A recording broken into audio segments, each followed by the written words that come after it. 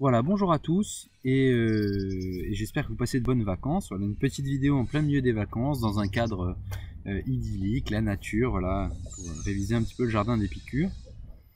Dans le jardin d'Épicure, donc voilà une petite proposition en fait d'exercice pour certains terminales ES, mais aussi pour des terminales L qui avaient commencé à travailler le texte d'Alain. Extrait des propos sur les pouvoirs, hein, cette feuille là en fait que j'avais distribuée à certains qui avaient pris un petit peu d'avance, elle se trouve sur l'Agora, cette feuille, et vous avez à votre disposition le texte d'Alain. Je vous invite donc dans un premier temps à prendre cette feuille ou à la regarder sur l'Agora et à bien lire le texte avec attention. Le jour du bac, un texte, vous le lisez au moins 2 ou 3 fois, hein, avant d'essayer de l'expliquer. Le but de cette vidéo est donc de vous donner des pistes pour pouvoir expliquer ce texte. Alors quand vous lisez un texte en philosophie, la première chose à faire, c'est de le lire de manière assez décontractée une première fois, pour voir ce que vous en tirez comme thématique. Hein, de quoi parle ce texte? Peut-être vous repérez déjà un petit peu la thèse de l'auteur, mais l'important c'est que vous voyez déjà en une première lecture de quoi parle le texte et quelles vont être un petit peu les articulations développées par le texte. Deuxième lecture du texte, vous repérez cette fois-ci précisément la thèse de l'auteur, c'est-à-dire non pas de quoi parle le texte, mais ce que l'auteur veut montrer, hein, ce qu'il veut prouver, ce qu'il veut affirmer. Et enfin, une troisième lecture, cette fois-ci plus précise, crayon en main, hein, vous repérez les moments dans le texte où change l'argumentation. Hein. À quel moment est-ce que l'auteur va utiliser tel argument? Est-ce qu'à un moment donné un exemple apparaît, etc. Et vous repérez un petit peu comme ça les articulations du texte en essayant de bien repérer les moments où l'auteur change d'argument, change d'idée. Ce qui va vous donner une structure, hein, du texte. Alors, je ne vais pas lire le texte, vous l'aurez fait 3 fois, vous allez repérer que l'argumentation est assez simplement divisée en 3 parties, puisque dans la photocopie, vous avez les 3 parties qui sont nettement distinguées. Le jour du bac, ces parties ne seront pas distinguées. Vous aurez un texte uni, et vous aurez à peu près, en tout cas, et vous essaierez vous-même de déterminer les parties. Alors, simplement, en guise de guide, hein, pour ce texte, rappelons le thème principal. Le thème principal du texte, et c'est ça qui va nous servir de passage d'un chapitre économique à un chapitre politique, c'est l'organisation, plus exactement le fondement, hein, des sociétés humaines, ou l'origine de leur organisation. Hein. Origine, ici, on distingue le mot origine du mot commencement. On ne va pas chercher un commencement dans le temps à la société humaine, on va chercher une origine théorique, hein, c'est-à-dire qu'est-ce qui est théoriquement à l'origine du rassemblement des hommes en société. Et non pas, hein, quelle serait la première forme de société dans le temps, dans l'histoire, etc. Donc ça, c'est pas l'objet de la philosophie d'étudier ça, c'est l'objet de l'anthropologie, de l'archéologie, etc. Mais c'est pas l'objet de la philosophie. Alors, ce qu'on remarque, c'est que dans ce texte, l'auteur, donc voilà le thème, hein, le thème c'est l'organisation de la société, les fondements ou l'origine de la société humaine. Ce qu'on remarque, c'est que dans ce texte, l'auteur va défendre une thèse tout à fait paradoxale. Il va dire que, contrairement à ce que l'on peut penser assez spontanément, l'économique, c'est-à-dire la sphère des échanges, n'est en aucun cas le facteur unificateur, en quelque sorte, de la société. Ce n'est pas l'économique qui organise les hommes en société. Qu'est-ce que c'est donc? Eh bien, il va le dire sous une catégorie de termes, hein, qu'on pourrait regrouper, nous, hein, c'est votre travail d'interprétation du texte, notre travail d'interprétation du texte, vous regroupez ceci sous la notion de politique. Autrement dit, thèse de l'auteur, ce qui fonde la société humaine. Ce qui est à l'origine de l'organisation sociale, ce n'est pas l'économique, c'est le politique. Alors, il reste quand même à le démontrer. Et c'est là que votre travail d'explication de texte, hein, doit aussi se baser sur une problématique. Alors, qu'est-ce que c'est se fonder sur une problématique? Qu'est-ce que ça veut dire une problématique dans l'explication de texte? Eh bien, vous essayez de penser, vous essayez de montrer quelque chose comme un problème auquel aurait pu faire référence l'auteur en écrivant ce texte. Vous essayez de montrer que ce qu'il est en train de résoudre, ce n'est pas simplement un problème voilà, qu'il se poserait comme ça par hasard, mais qu'il est fort probable, hein, vous n'en savez pas grand-chose, hein, mais vous le supposez, c'est comme ça que vous problématisez, il est fort probable que l'auteur s'attaque à un problème d'envergure, hein, un problème assez important au moment où il écrit. Il écrit en 1934, vous aurez la date du texte. On est donc, on peut le dire clairement, hein, dans une société du XXe siècle où l'économie, hein, prend une place de plus en plus grande, au fond. Et on n'est pas encore tout à fait dans les thèses néolibérales qui sont les nôtres, qui organisent notre société, mais il n'en demeure pas moins vrai que depuis la révolution industrielle du siècle précédent, il y a des transformations énormes dans le domaine du travail et de l'économie. Donc là, vous faites jouer vos connaissances un petit peu en histoire, en géo, en économie, et vous y allez un peu sur ce problème-là. Il est manifeste, apparemment, il est manifeste que la société s'organise autour de l'économique. Et ce, en vertu de la division du travail, en vertu de la répartition des biens, en vertu des échanges économiques entre les individus, etc. Mais néanmoins, cependant, or, voilà, vous montrez que c'est un problème, vous montrez qu'il va s'attaquer à ça. Ce texte critique cette position au sens où l'économique n'aurait pas assez de puissance unificatrice, ne produirait pas d'union des citoyens. Une fois que vous montrez le problème, vous annoncez simplement que le texte va essayer d'argumenter en ce sens. Pour justifier la thèse qui vient d'être dite, qui est pour lui une réponse au problème posé, l'auteur va diviser son texte, son argumentation, en 3 parties, 3 paragraphes. Pas besoin d'annoncer de plan de votre devoir, vous annoncez le plan du texte lui-même. 3 parties dans le texte, 3 parties dans votre devoir.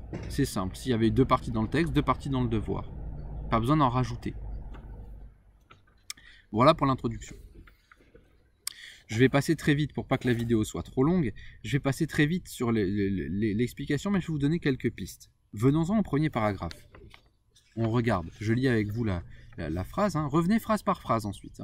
Dans le premier paragraphe, l'auteur défend la thèse. Hop, vous rappelez la thèse du premier paragraphe. Qu'est-ce qu'il défend dans le premier paragraphe? Eh bien, il défend l'idée selon laquelle, premièrement, l'économie ne peut être un facteur universel de fondation des sociétés, ne peut être à l'origine de toutes les sociétés humaines. Pourquoi? Argument, parce qu'il existe des sociétés qui ne connaissent pas l'échange économique tel que nous le connaissons et qui pourtant sont organisées. Voilà l'argument. Voilà l'argument. L'économique ne suffit pas. Argument, vous connaissez ça en maths, pour démontrer qu'une proposition n'est pas universelle, qu'est-ce qu'on cherche? On cherche un contre-exemple.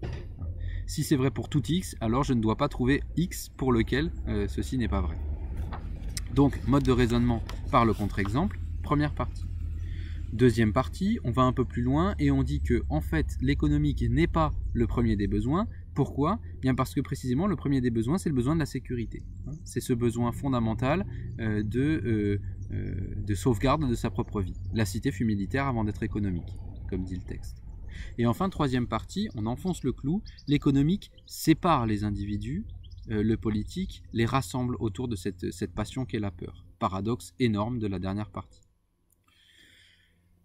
On aurait pu même faire le paradoxe, un paradoxe encore peut-être plus profond, si vous voulez faire un autre devoir avec une autre problématique, c'est vous prenez la thèse du dernier paragraphe, la société est fille de la peur, et là vous avez un autre paragraphe. Comment la peur, un autre devoir, fondé sur ce paradoxe-là.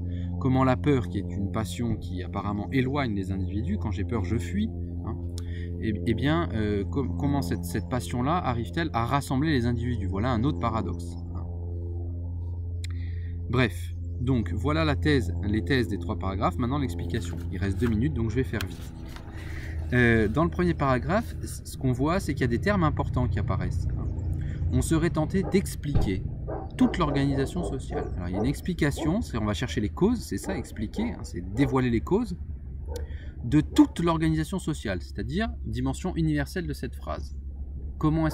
Qu'est-ce qui serait la cause universelle de la société? Première ligne, l'économique. L'économique ici fondée sur les besoins. Hop, vous revenez au cours. L'économique fondée sur les besoins, manger, se vêtir, etc. Or, voilà un travail d'explication. Sur quoi repose cette thèse? Eh bien, sur la thèse admise depuis Platon, selon laquelle la société se fonde sur les besoins, et sur certains besoins particuliers que sont les besoins nécessaires à la vie. Manger, boire, se vêtir, etc. etc. Que tout ceci fonde la société. Eh bien, c'est exactement contre cette position qui est celle de Platon, qui sera celle ensuite des économistes que l'on a travaillé, que va précisément se situer le texte. En exacte opposition. Donc, vous avez la notion d'explication de toute l'organisation sociale, le besoin relié à l'économique, et ça, vous en dites un mot, parce que ça fait partie du cours. Et ensuite, vous avez un exemple, contre-exemple qui arrive. Il existe des peuplades heureuses qui n'ont pas d'échange économique et qui pourtant sont organisées autour de rois, etc. Alors là, petite critique que vous pouvez mettre dans votre paragraphe, l'auteur ne dit rien. Il ne dit rien, il ne décrit pas ces peuplades. Il existe, on connaît des peuplades heureuses, mais alors lesquelles? Lesquelles? Prenez des exemples, allez-y, commentez, expliquez le texte comme ça. On a travaillé les Nambiquara au Brésil, on a travaillé les Achuar en Amazonie, pas de système d'échange économique, pas de marché, il n'y a pas de place du marché dans ces villages-là. En revanche, il y a une organisation sociale. Allez-y, prenez des exemples pour faire comprendre un petit peu ça. Et enfin, la conclusion, l'économique n'est pas le premier des besoins. Voilà, le retournement. Le retournement, c'est-à-dire il existe des besoins plus fondamentaux encore que les besoins de l'économie. Lesquels? Deuxième paragraphe. Et là, vous enchaînez. Et parfois, il faut chercher dans les termes qui sont des termes, vous n'allez pas expliquer forcément tous les termes. Là, il faut s'arrêter sur le mot économique, il faut s'arrêter sur le mot besoin, bien évidemment. Parce que dans le troisième paragraphe, vous aurez le mot désir. Donc il va falloir distinguer le désir du besoin. Premier paragraphe, on est dans le domaine des besoins. Dernier paragraphe, on est dans le domaine du désir, si vous regardez. C'est l'avant-dernière ligne seulement, tandis que le désir les disperse. Et le désir disperse. Alors pourquoi essayer de justifier à partir de ce qu'on a dit dans le cours sur le désir, désir infini, le désir jamais satisfait, le désir qui suppose aussi la crainte que l'autre possède ce que j'aimerais posséder, etc.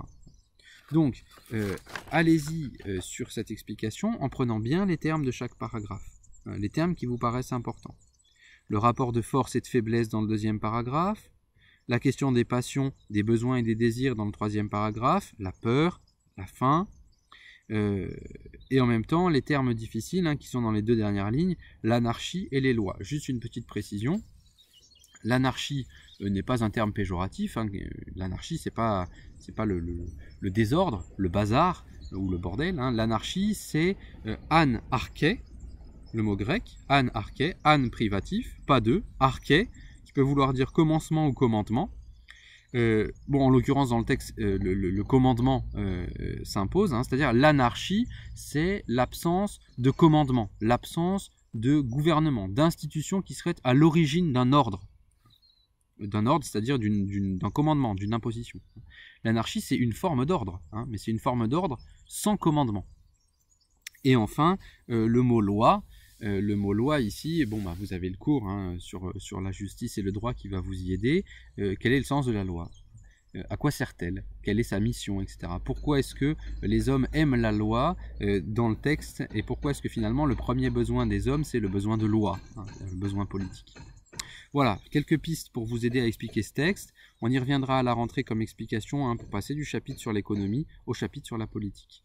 Suivra dès que j'aurai un petit peu plus réfléchi à faire une vidéo de synthèse sur la question du désir, parce que j'en ai dit un mot mais certains n'étaient pas là, et il me semble important pour ceux qui vont revenir à la rentrée qui n'ont pas eu ce cours là, que vous ayez quand même entendu quelques points sur la limitation des désirs. Voilà, je vous souhaite de belles vacances et bon courage pour ceux qui travaillent, et bon repos aussi aux autres. À bientôt.